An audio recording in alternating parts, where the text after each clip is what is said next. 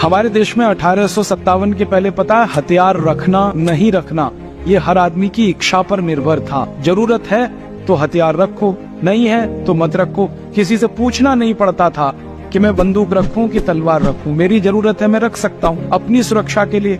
फिर अंग्रेजों ने कानून बना दिया कि हथियार वही रखेगा जिसके पास लाइसेंस होगा। और लाइसेंस कौन देगा? अंग्रेजों की सरकार देगी। लाइसेंस किसको मिलेंगे? जो अंग्रेजों के चाटुकार हैं। तो इस देश में हथियारों के लाइसेंसिंग का कानून शुरू हुआ और वो जमाने से चलता हुआ कानून आज भी इस देश में चल रहा, वैसे ही चल। बस अंतर इतना है, पहले गोरे अंग्रेज लाइसेंस बांटते थे, अब काले अंग्रेज बांटते हैं। महिलाओं को आजकल बहुत कैंसर है यूट्रस में, गर्भाशय में, और महिलाओं को आजकल बहुत कैंसर हो रहा है उनके स्तनों में, ब्रेस्ट में, काफी तेजी से बढ़ रहा है। ट्यूमर होता है कि बाद में कैंसर में कन्वर्ट हो जाता है। को सबसे अच्छा तरीका है, कहीं भी रसौली हो गई, गांठ हो गई, इसको जल्दी से जल्दी गलाना, इसको जल्दी से जल्दी खोल देना। तो इसकी दुनिया में सबसे अच्छी दवा है चूना। शरीर के किसी भी अंग में गांठ हो जाए, रसौली हो जाए, ट्यूमर हो जाए, जो नॉन कैंसरस है, बाद में वो कैंसर में कन्वर्ट हो सकता है, इसकी सबसे अच्छी दवा है चूना।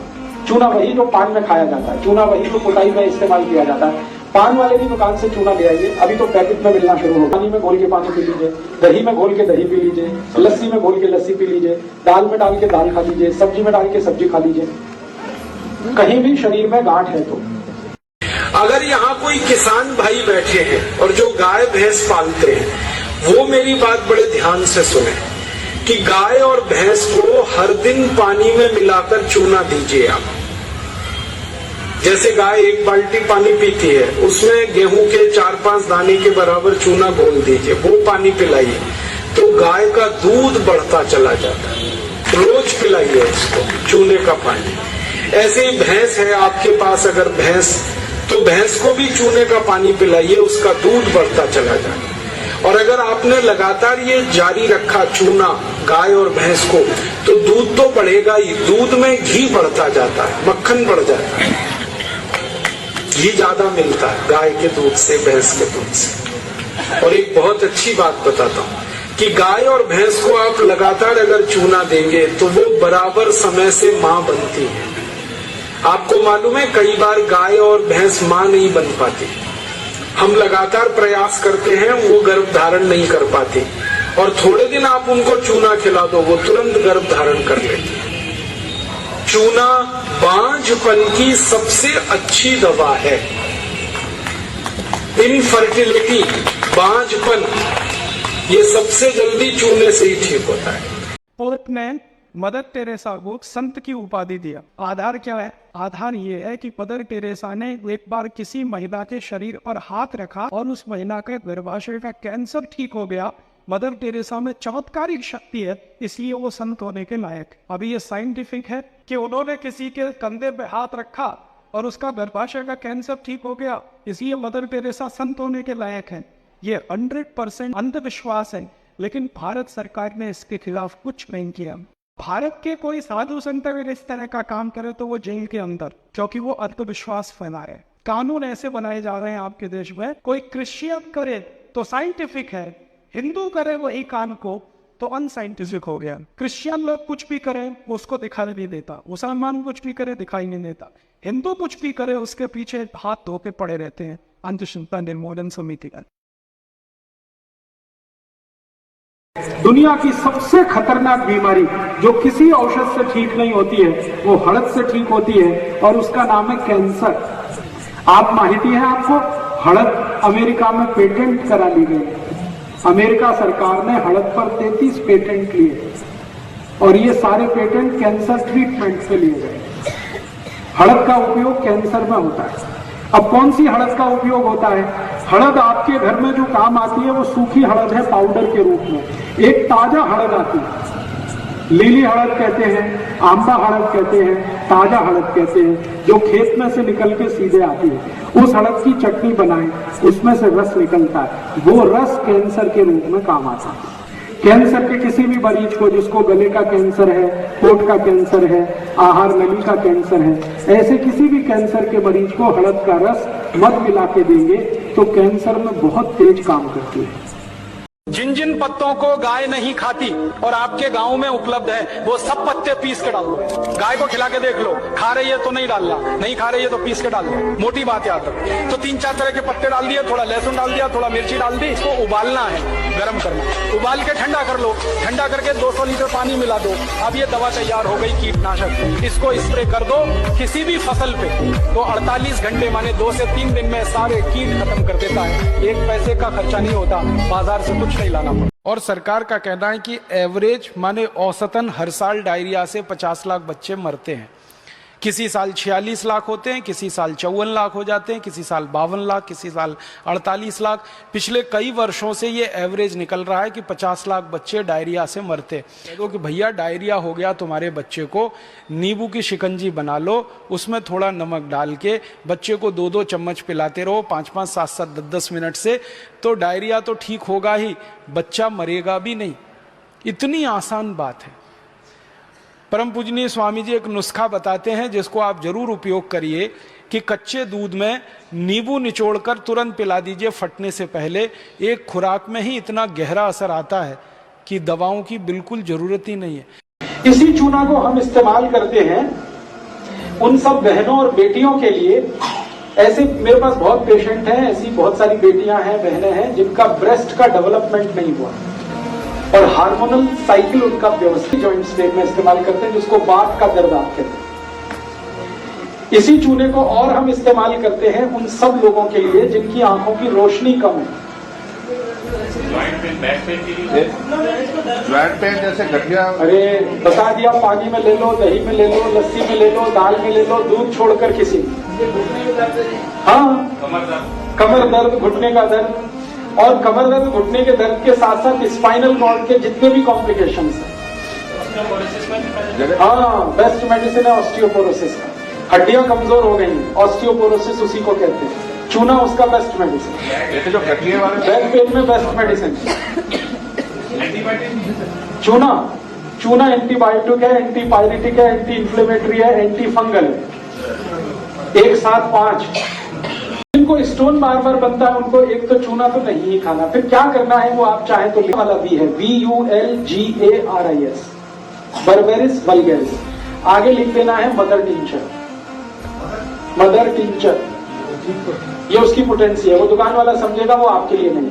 अब ये दवा लेनी है 15 बूंदे, 1/4 कप पानी गुनगुना, उसमें 15 बूंदे इस दवा की डालनी है और दिन में 3 से 4 बार पीना, सुबह दोपहर शाम रात, 4 बार, अधिक से अधिक कम से कम 3 बार, लगातार 1 से 1.5 महीने, कभी कभी 2 महीने भी लग जाते हैं।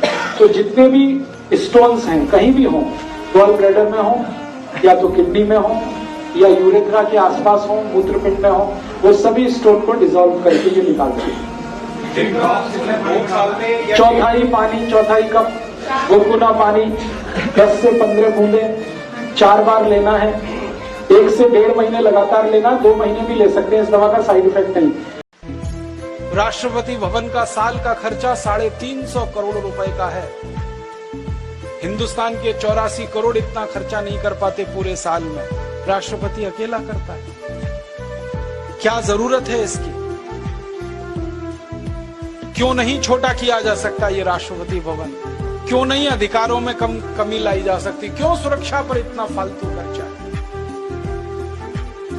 कहते हैं जी राष्ट्रपति विशेष है, तो हम सब मूर्ख हैं। 115 करोड़ हम विशेष नहीं है, वो एक ही आदमी विशेष है। हम सब क्या अविशेष हैं? जो लोग राष्ट्रपति को चुन रहे हैं वो सब ऐसे ही हैं, साधारण, और राष्ट्रपति जिनसे चुनकर जा रहा है वो विशेष हो गया। और राष्ट्रपति का ही खर्चा नहीं है, प्रधानमंत्री का, उप प्रधानमंत्री का, वाणिज्य मंत्री का, वित्त मंत्री का, मंत्रियों का खर्चा हजारों करोड़ में है। जितना विकास पे खर्च नहीं होता उससे ज्यादा तो इन मंत्रियों और अधिकारियों पे खर्च होता है। मैंने एक दिन पूरे हिसाब निकाले थे, राज्य सरकारों के मंत्री, राज्य सरकारों के अधिकारी, राज्य सरकारों में MLA, केंद्र सरकार के मंत्री, केंद्र सरकार के अधिकारी और केंद्र सरकार के MPs, इनका पूरा साल का खर्चा 3,21,000 करोड़ का है। और हमारे लोगों के विकास का साल भर का खर्चा मुश्किल से 1 लाख करोड़ रुपए का। हमारे देश में आजादी जब आने के लिए आंदोलन चल रहा था, संघर्ष चल रहा था, तो नेताओं के दो वर्ग थे। एक वर्ग था नेताओं का जो ये कहता था संपूर्ण आजादी चाहिए और अपनी शर्तों पर चाहिए, जिनमें लाला लाजपत राय, विपिन चंद्र पाल, लोकमान्य बाल गंगाधर तिलक, अरविंदो घोष, भगत सिंह, ऊधम सिंह, चंद्रशेखर आजाद, सुभाष चंद्र बोस। लेकिन इसी देश में एक दूसरा वर्ग था नेताओं का जो ये कहता था कि ना आजादी चाहिए ना स्वतंत्रता चाहिए, हमको तो अंग्रेजों की साठगांठ करके सरकार चाहिए। वतन मेरे यार, जिसके नेता थे पंडित मोतीलाल नेहरू, जिसके नेता थे फिरोज शाह मेहता, जिसके नेता थे सुरेंद्रनाथ बनर्जी। दुर्भाग्य क्या हुआ, जब ये देश आजाद हुआ तो जिस नेता के हाथ में ये कमान गई वो वही थे जो अंग्रेजों के साथ मिलकर किसी तरह देश में सत्ता और गठजोड़ करना चाहते थे। चलिए वतन मेरे यार। ऐसे ही अपने घर में एक बहुत अच्छी दवा है धनिया। धनिया सूखा वाला और ताजा दोनों काम आते हैं। अगर आपको एनीमिया है माने खून की कमी है तो हरा धनिया पीस पीस के चटनी बना बना के खूब खाओ, उसका रस पियो। और सूखा धनिया सबसे अच्छा काम आता है थायराइडिज्म। अगर हाइपरथायराइडिज्म है, थायराइड बढ़ा हुआ है, या हाइपोथायराइडिज्म है, घटा हुआ है, दोनों ही स्थिति में सूखे धनिए को पानी में डालो, पानी को उबालो और सवेरे सवेरे घूट घूट पियो तो लगभग 20-25 दिन में सब तरह का थायराइड खत्म कर देता सूखा धनिया। अगर यहाँ कोई किसान भाई बैठे हैं और जो गाय भैंस पालते हैं वो मेरी बात बड़े ध्यान से सुने कि गाय और भैंस को हर दिन पानी में मिलाकर चूना दीजिए आप। जैसे गाय 1 बाल्टी पानी पीती है उसमें गेहूं के 4-5 दाने के बराबर चूना घोल दीजिए, वो पानी पिलाइए तो गाय का दूध बढ़ता चला जाता है। रोज पिलाइए उसको चूने का पानी। ऐसे ही भैंस है आपके पास, अगर भैंस तो भैंस को भी चूने का पानी पिलाइए, उसका दूध बढ़ता चला जाए।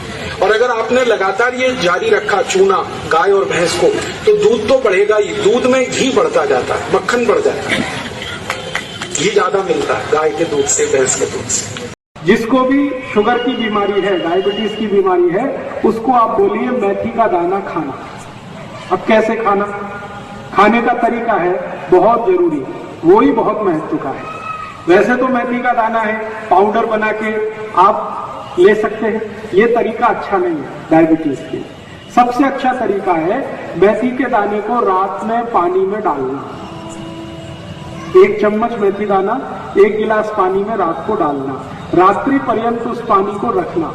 सुबह सुबह सोकर जब उठे तो वो दाने का पानी पहले पीना, पीछे से वो दाने को चबा चबा के खाना, ये तरीका है।